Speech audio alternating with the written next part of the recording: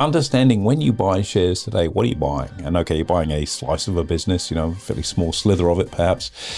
What you're effectively doing today is buying what its future earnings look like, and therefore what its share price trajectory is likely to be going forward. So whatever decision you're making today is based on where you expect things to go in the future, not what it's done in the past.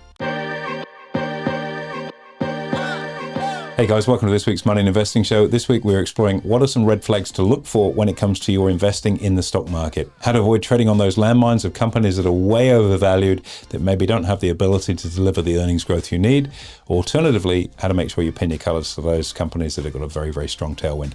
Lots to take out of this, so make sure as always you don't simply take notes, you take plenty of action. Further to that, stick around to the end of the show because we're launching a new segment. In the description below this, there is a link. It's called Ask Andrew. If you have questions that you'd like us to deal with, Mitch and I will go through those in these podcasts too, at the end of each podcast, to give you that engagement. Let us know what you're looking for. Hit that link, submit your questions, and we'll look forward to taking that challenge on the chin as you send them through. Enjoy the podcast. See you in the show. Hey guys, welcome to this week's Money and Investing Show with me, your host, Andrew Baxter, and as always, my offsider and co-host, Mitchell Olarenshaw. Good to be here, Mr. B. Thank you very much. Now, you and I probably in our former bachelor dating days had a lot of red flags, but thankfully we've graduated from those right now. It's a brilliant segue. We're going to talk about red flags in the stock market, how to identify them, prepare, and then prevent on your portfolio. Great space to be, especially as we've seen the market recover from Liberation Day. We're seeing a lot of stocks now back up to close to all-time highs. And the question everyone as an investor has to ask themselves, when does the music stop? Does it stop? Well, I think markets have demonstrated over decades and decades that they do break to new record highs over time, and it's a slow-moving beast. The challenge that most investors face is that psychological pain we get on a big sell-off, and I mean 20 to 30%, it's game over, Armageddon type feeling. It does recover, but they're tough times. They can be indeed, and I think that's where having some level of dynamic risk management in play is key to help avoid some of the really significant sell-offs that can happen in markets. At the same time, we've spoken to this many times, the key thing is never to panic. If you're making an emotionally based decision, it's all over, I'm out, usually you're either getting out too late insofar as the damage is done, and the requirements, the proof that you need to see to get back in to trade the recovery are so vigorous that you just don't simply get back in and you miss the recovery. So it's a tricky area for people. Oh yeah, and a wise man once told me that the only thing we learn from history is that we don't learn from history. I'm pretty sure I've heard you say that a few times. Very true, and it indeed is a very wise statement. So when you look at markets, what are some of the red flags to really look for? And I guess understanding when you buy shares today, what are you buying? And okay, you're buying a slice of a business, a fairly small slither of it perhaps. And what you're effectively doing today is buying what its future earnings look like, and therefore what its share price trajectory is likely to be going forward. So whatever decision you're making today is based on where you expect things to go in the future, not what it's done in the past. Yeah, the main thing that probably sticks out to me with respect to that is looking at the valuation of the stock market. So an indicator I often use is the 12-month forward-looking price to earnings ratio for the S&P. So effectively the next year or so forecasted on the earnings we expect the market to produce as a whole. You can then assess where price is relative to that 12-month PE.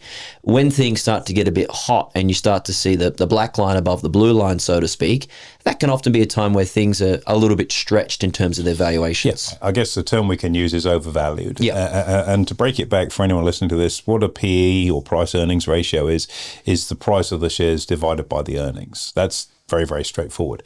What's not straightforward is what earnings are you going to use? So are you going to use factual earnings, which is historical, in which case you're using a measure based on what it's done, but I've just explained that when you buy a share, you're looking at where it's likely to go. So you can't overly rely on where things have been in the past. As a regulator would tell us, past performance is no guarantee or indicator of future performance. You can then use a forecast of where earnings are going to be, and you could substitute the word guess for forecast. So you're now basing your analysis on a guess as to where it could be in the future, which can become very challenging. Where are interest rates going to be in the future? Where's the exchange rate going to be in the future? What tariffs are going to be there in the future? Where's the state of the economy in the future? So they're all big variables that can go into that mix and affect the accuracy of that guess. But at the same time, much for its weaknesses as a measure of value, being PEs, It's also a very useful measure of value because it's static and it compares apples with apples when you look at stocks and other sectors. So you can get an indication of whether a business is relatively cheap compared to its peers, for example.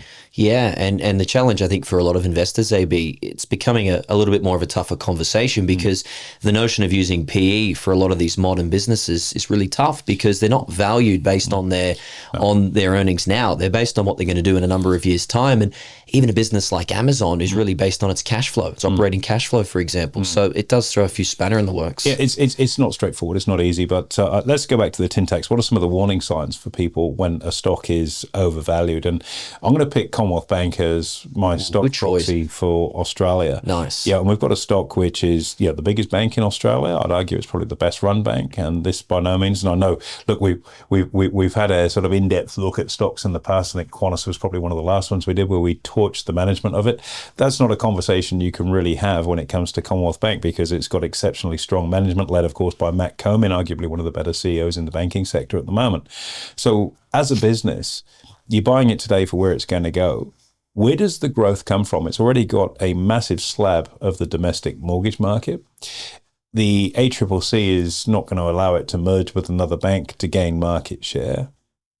You've got a situation whereby it's not been able to become a vertically integrated financial services business, as is the case with the whole sector after the Royal Commission. So you can't have an insurance broker and all of that internally. It's been split out.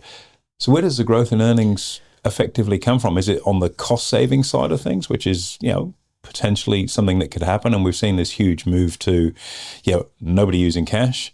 And having fees for using cash or over-the-counter transactions at branches to try and discourage people from going out there. Are we moving into a branchless business? Is that what the next phase perhaps looks like to see where the earnings growth comes from based on a cost cutting? It's an odd one, isn't it? Because it's actually the most overvalued bank in the world. It is the most expensive bank in the world, which is nuts. Valuation Here in Australia, and here it is in little old Australia, with a market share of a country that's got less people living in it than live in Greater London. Yep, and there's plenty of stocks out there like that, and those stocks which make up the index then causes the index to become overvalued when you look at its price relative to earnings. And I think for me, that's probably the biggest warning sign.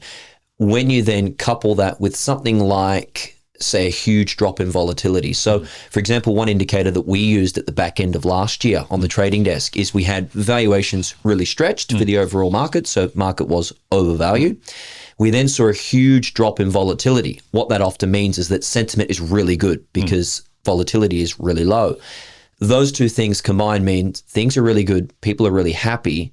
That's often when you get a little bit of a shake-up. And then subsequently, we bought some protection, did some risk management, saved a lot of bacon. I think that's a really important distinction to make. When times are halcyon, that's the time you got to prepare for winter. That's right. You got to be the squirrel storing your acorns away, ready for the snow. Yep. And I don't think it's such a bad thing when you've had stocks. And this isn't to say that you always have to have a safety net. You've got to have a bead on the market. You've got to look for when these valuations are majorly stretched up and hard to justify, I think, is the key thing. And in the case of Commonwealth Bank, the question we've got is, where's the earnings growth coming from? We'll use a different example in the US in a moment to show the opposite side of this argument. So when stocks have traditionally been in a long uptrend, as you rightly identify, volatility drops down because the good times are back. People have got very short memories. As you said right at the top, the one thing we don't learn from history is that we learn from history. That's right. So volatility drops, which means the cost of buying insurance, for example, becomes very, very cheap on a relative basis. And this is advice I've given people plenty of times over, and that is at those really, really high levels where you've been in a really strong uptrend, buying some insurance out for the next 3-6 months where it's not going to cost you that much. Yeah. You can offset the cost of that insurance by selling a call option effectively. And if the stock's already had a really big stretch up, a big, strong green candle, chances are you're not going to get pinged on that option, but you are going to get good premium on it. So effectively what you've got the opportunity to do is set up something that's called a zero cost collar. If all of this is jargon to you, no idea what I'm talking about, come check out one of our training sessions. We'll step you through this stuff. What you're in then is a position where your downside and the gains that you've made effectively are insured. So you're effectively giving yourself a guaranteed profit on that trade now. And it's cost you nothing to lock in that guarantee because you've used the income from the other side of the ledger to pay for your insurance. That to me is a no-brainer when you see overly valued stocks.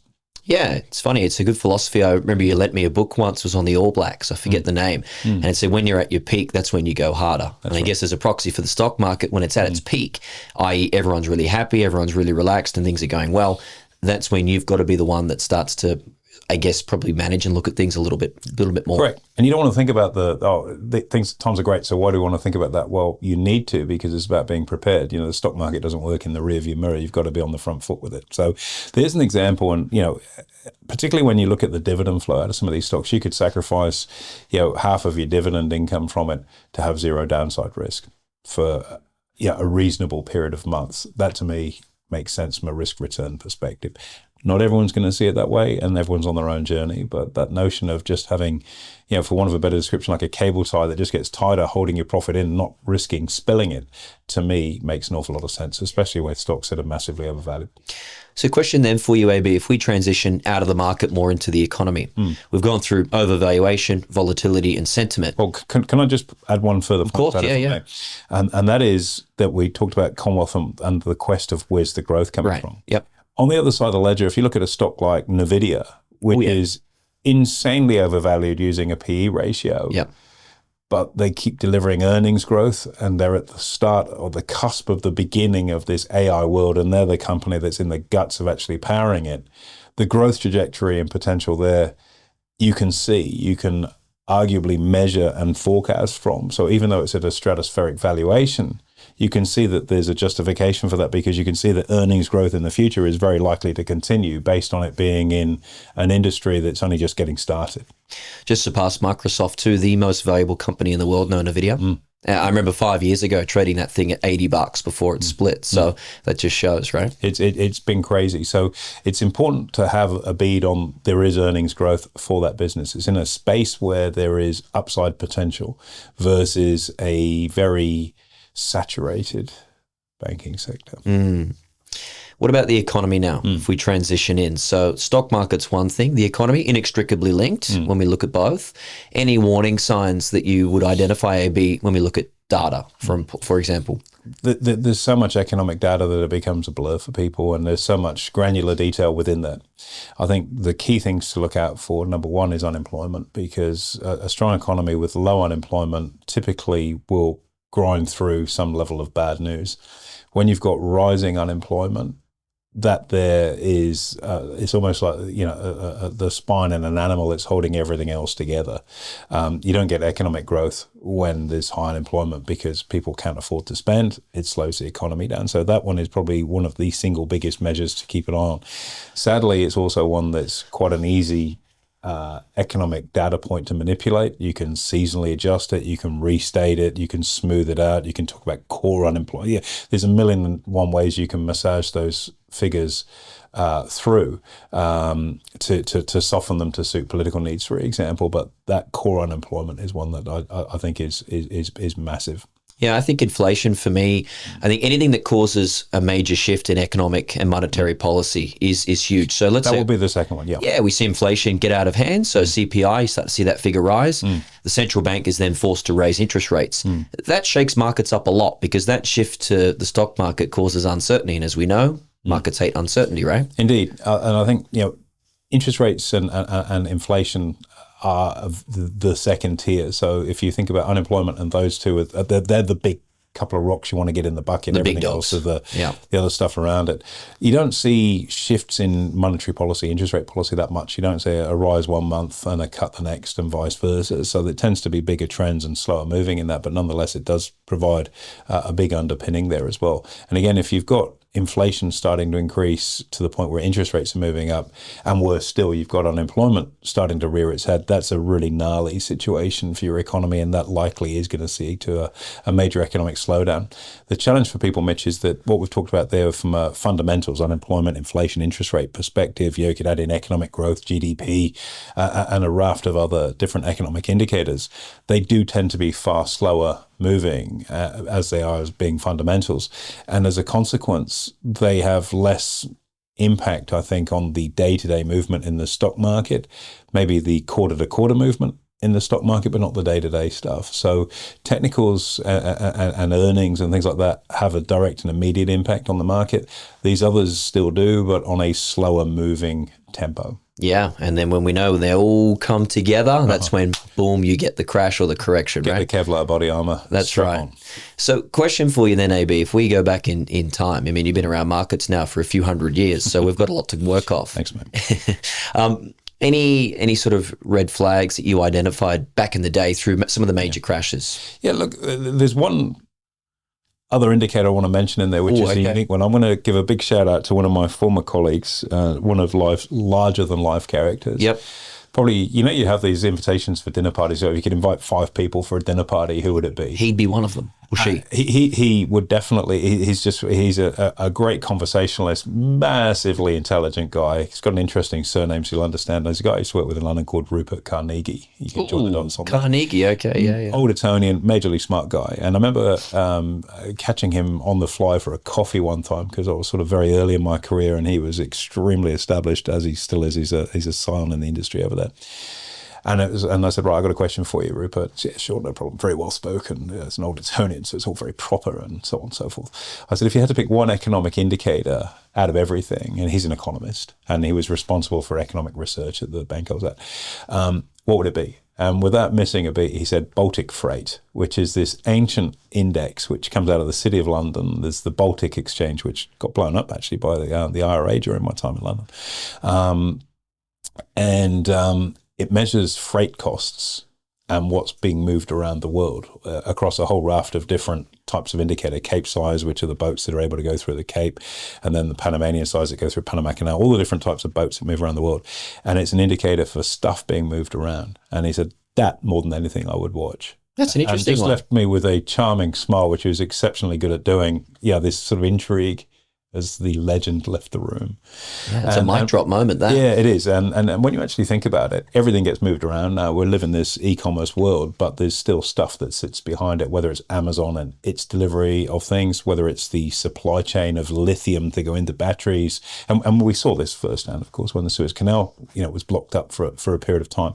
So that's one as a wild card I'd throw in there. It's not the cheapest indicator to subscribe to. Okay. Money wasn't an object for him or indeed the bank I work for, but that was one just to throw in as a wild card for you. A bit of nostalgia there too. Yeah. Legend. I hope he's really well. I doubt he's listening to this, but if he is, huge respect to you, brother. I mean, it makes sense, right? I mean, when things being transported around the world, it's good. It's a good times, and when it's not, it's not. Absolutely. So back into the playbook. Any big crashes that we know of? COVID, dot-com boom and bust, 87 crash, anything like that you can think of? I think, when you look at market crashes, you've got to understand what was the catalyst for it. So COVID, very specifically, obviously was the pandemic and the world's reaction to that here's this unknown thing that on the surface looks like it's wiping out billions of people, which proved not to be the case, but nonetheless, in the early days of it, it was something that was, there was a possible outcome from it. So the world went into panic mode. That was driven by what is a fairly unique set of circumstance.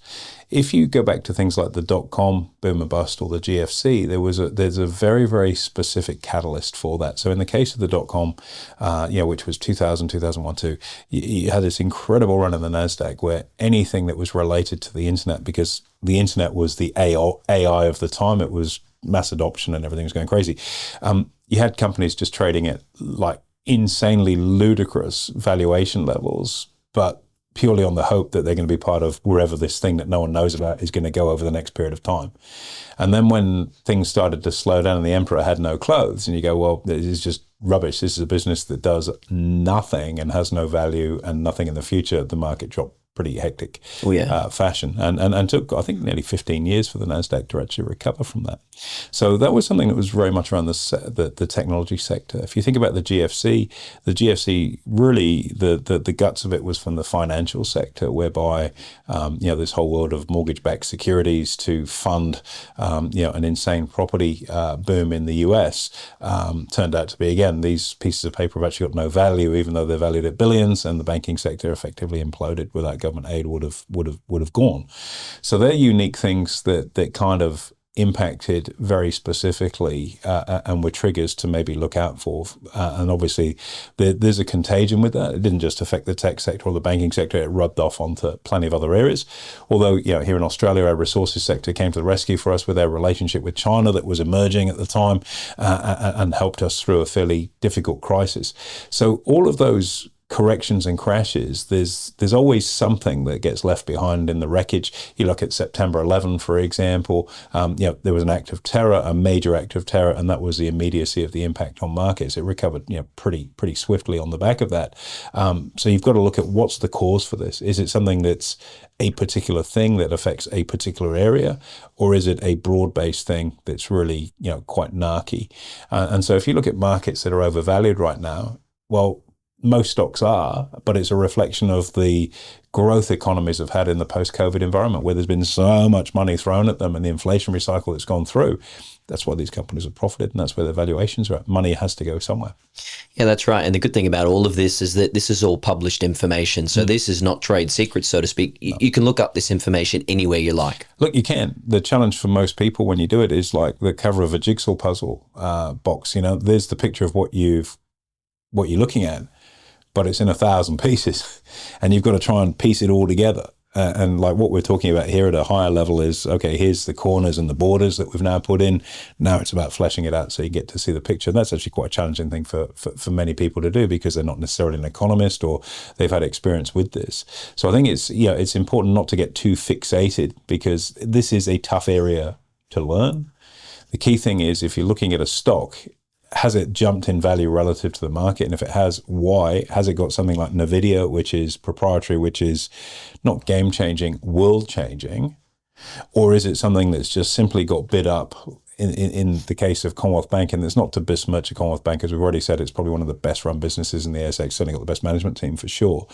But is it justifying its level right now, and where does the growth come from going forward? And I think it would be very, very hard, certainly personally speaking, to hit the buy button to want to buy that stock at the moment. Absolutely. And it's not a sell recommendation. It's not saying it's a terrible business. It's just fully valued. Yeah. Absolutely. And there's plenty of ways to skin the cat as well on that if you want to trade long, short. But I think with all of this in mind, do your research and your due diligence because preparation is key in all of these things. You start to see things get a little bit out of hand. We spoke of buying insurance beforehand when it's cheap, risk management, that kind of thing will help make sure that you dig the well before you need the water type thing. I think just not making emotional decisions, at the end of the day, it's good advice. It is the key. So to do that and to avoid making an emotional decision, you've got to have a process. You have a series of check boxes. Okay, X, Y, and Z. Okay, what goes into those boxes? That's our bread and butter. That's what we teach. But is it value? Is it at support or is it at resistance? Is the buying volume? Is there earnings growth? What do the dividends look like? Is it stable as a business? Is it something that's in the crosshairs of being smashed out of the park with tariffs? All of those things that could be risks to the business. And then on a secondary level, how appropriate is that business for you to invest in anyway? Is it too volatile for you? Is it too pedestrian for you? Does it pay a dividend or does it only just focus on capital growth? These are all steps in a process. And if you've taken the time to dot point this, to write it down and to put it into a checklist so that you've got something you can follow, it will help prevent you making irrational, emotional decisions. I better get on before it's too late. That is never a reason to buy anything. Absolutely not. AB, sage advice once again today. Hopefully this has helped our listeners. Anytime, it's an absolute pleasure. And look, it's meaty stuff, and that's what we're here to do. We do this work day in, day out, and if you need help, lean on us. The team are here to help you and ultimately to hopefully help you make better quality investment decisions through a rock-solid process backed up with first-class research. Indeed. Thank you very much, AB. Cheers. Pleasure. There you have it, guys. Make sure you give us a review and a rating. We'll look forward to hosting you next week. And again, don't forget, submit your questions. If you want to ask us anything, the link there is in the description, and we look forward to seeing those questions come through.